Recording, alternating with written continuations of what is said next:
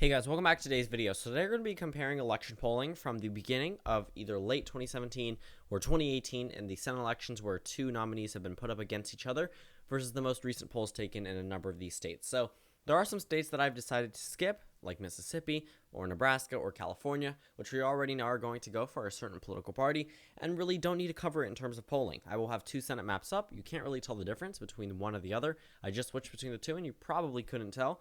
But overall, we're just going to be going through the first poll ever taken for this race in terms of maybe just an incumbent there for the case of Utah. And then for the case of the final map, we're just going to use the current poll, the most recent poll, just that one poll, not using the average of them all, just to see how polling data has changed from the first to the last leading up into today, which is Sunday, September 9th, 2018. So obviously more polls are going to come out after this. Just I want to get a couple more polls because I was told by many of you that Labor Day is pretty much that cutoff when you really need to start taking polls seriously, and we are 5 days out of that, so pretty much a school week. So I just really want to see how much things have changed in terms of polling, and to be completely honest with you, there are a couple that have stayed exactly the same, and there are some that have fluctuated by nearing 30%.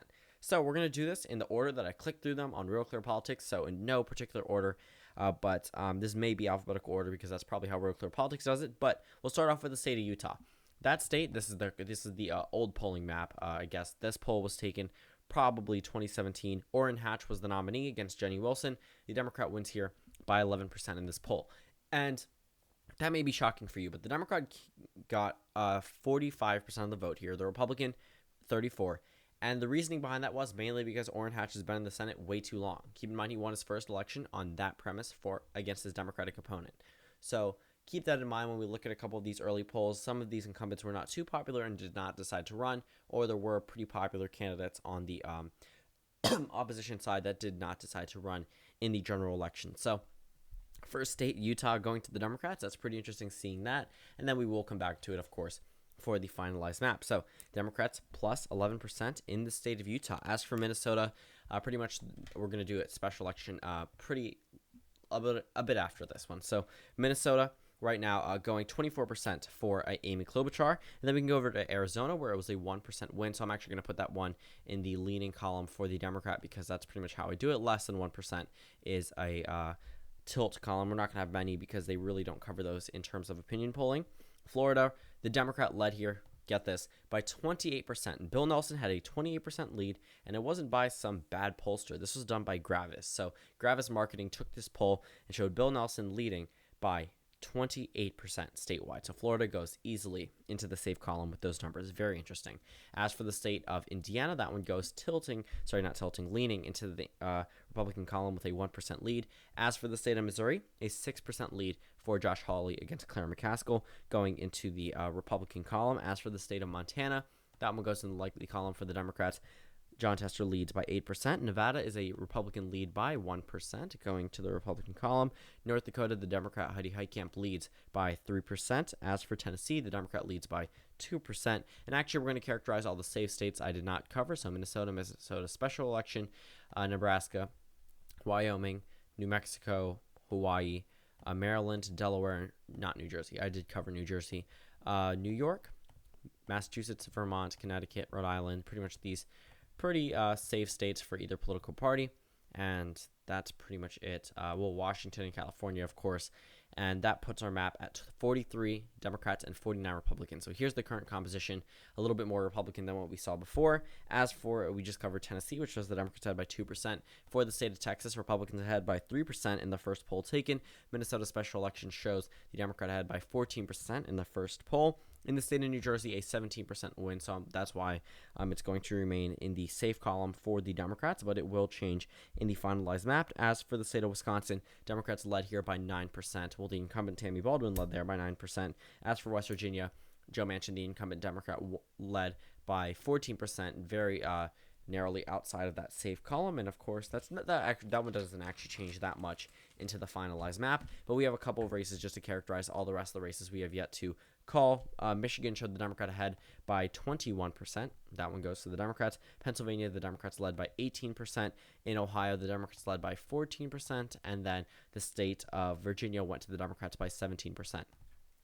This map isn't too far off. These are the first polls taken for the 2018 election season in some of these Senate races, and most of them in all of the contested ones. And it doesn't show too bad of a map. It's not too unbelievable that Missouri and Indiana and Texas and Nevada would all go Democratic, while North Dakota, Montana, and Florida go to the they go to the GOP. My bad. And these states go Democratic. So this party composition is not too unrealistic either. I mean, 50-50, probably not this map. If you're asking me, I probably wouldn't put North Dakota in the Democratic column and Missouri in the Republican column as of where it stands today. But again, these were early polls. Some of them were taken in 2017. And the only real one that is truly out of whack is the state of Utah, which puts it in the Democratic column, adding a little bit more blue to the Sunbelt area, giving the Democrats a total of 50. If that one was Republican, like I'm about to characterize it real quick just to show you, that state would go and give the Republicans the same exact number they have now, but the 50-50 scenario isn't too unrealistic. Just Utah's probably the only one that's completely out there. Now we're going to go ahead and look at the current polling data in the most recent polls taken, and I'm not going to make the same mistake I made last time. I'm going to characterize all the safe states at this point in time just to show you where the Democrats and Republicans stand in terms of numbers. So California, Washington, pretty much all the same states I mentioned before. New Jersey, actually, I don't know why I just characterized that one after saying that I wouldn't. Up in the Northeast, these states are, of course, safe. I guess you can't pick them on 270 yet, and I believe I've covered all of them. So yeah, I've covered all of the safe states for the Democrats and all the safe states for the GOP. I'm pretty sure, I'm like 100% sure about that. And then we can go ahead and look at the polling data in each of these states. So we'll start off where we started off before, and that is the state of Utah. The state of Utah shows Mitt Romney leading by 26%. So that one solidly goes into the Republican column. And in fact, we're going to move this possibly, but actually we'll just keep it here so you can see the change. Utah goes towards the Republican Party by 26%.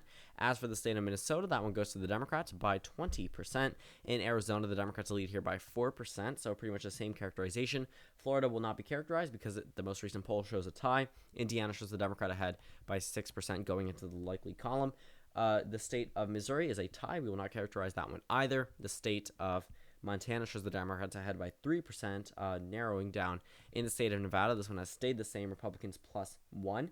In the state of North Dakota, Republicans lead by 4%, another state going towards the GOP. In the state of Tennessee, the Democrats lead here by 2%, again, the same as where it was characterized in the beginning. In the Minnesota special election, that one goes to the Democrats by 7%, so the same characterization, just a cut in half. The state of New Jersey going to the Democrats by 8%. In the state of Wisconsin, Democrats +6. In the state of West Virginia, Democrats +8. So not too bad for the Democrats at this point in time, but just something to note. And I failed to characterize the state of Texas, but that one did get a little bit closer than before, going to the Republicans by only 1%. So we have a couple of other polls to cover. The state of Missouri, we're not characterizing that one, neither is Florida, so I guess I came back to it because I thought the map was bare, but in fact it is not. In the state of Michigan, that one goes to the Democrats by 16%, so it goes into the safe column. As for Pennsylvania, the Democrats lead here in the most recent poll by 13%, along with Ohio, another 13% state. And then the state of Virginia stays the same and goes into the column for the Democrats by 17%. So this is the final map from where it stood before. As you can see, a little bit more blue on the first map in terms of safe states like Florida, which was safe, 28% lead now into the tied area, so a 28% swing. Right now, if we look at this, we have Democrats at 48 and the Republicans at 50. If we just compare the composition from where it was before, probably just a little bit more blue in some different states, but the Democrats at 50-50 in the first map, and then in the second one, 48-50. So the polls pretty much haven't changed drastically. Montana has stayed the same. Arizona has stayed the same. Tennessee has stayed the same. Virginia, Pennsylvania, Michigan, Wisconsin, Minnesota special election, Ohio. These states have pretty much stayed the same in terms of current party leaders. However, some of these states have flipped from blue to red, such as North Dakota, or Indiana flipping from red to blue, Missouri going from red to toss-up, Florida going from blue to red. So a couple of these states have gone a little bit closer, and some of them have actually gone a little bit more in favor of either the GOP or the Democrats. So thank you guys for watching this video. Comment down suggestions below, and I'll see you all tomorrow.